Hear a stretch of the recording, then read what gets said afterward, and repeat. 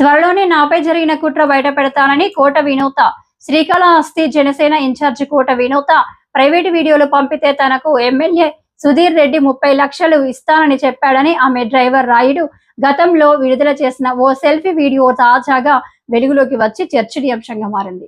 సోమవారం కోట వినోత కూడా సంచలన వీడియోను రిలీజ్ చేసింది. దీనిపై తనపై జరిగిన కుట్రను బయట పెడతానని పూర్తి ఆధారాలతో మీడియా ముందుకు వస్తానని చెప్పారు. కాగా ఈ ఏడాది జూలై 7న కోట వినోత డ్రైవర్ రాయుడు హత్యకు గురైన విషయం తెలిసిందే. అందరికీ నమస్కారం. నేను మీ వినూత కోట.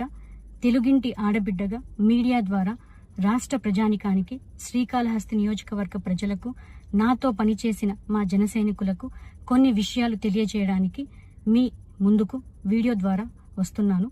మనసు నిండా పుట్టెడు బాధతో మీ ముందుకు వచ్చాను. మేము చేయని తప్పుకి మేము జైలుకు వెళ్ళినందుకు కూడా నాకు బాధ లేదు, కానీ మేము చంపాము అని మీడియా ఛానల్లో ప్రచారం చేయడం నాకు చాలా చాలా చాలా బాధ వేసింది.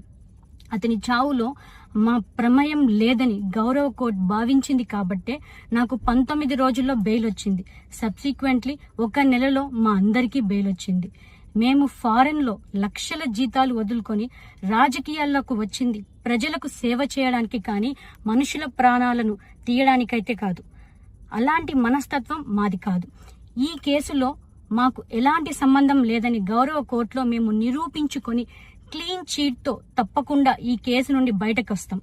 ఈ కేసు చెన్నై కోర్టులో విచారణ ఉన్నందున నేను ఈ కేసు గురించి ఇంతకు మించి మాట్లాడకూడదని మా లాయర్లు నన్ను సూచించారు.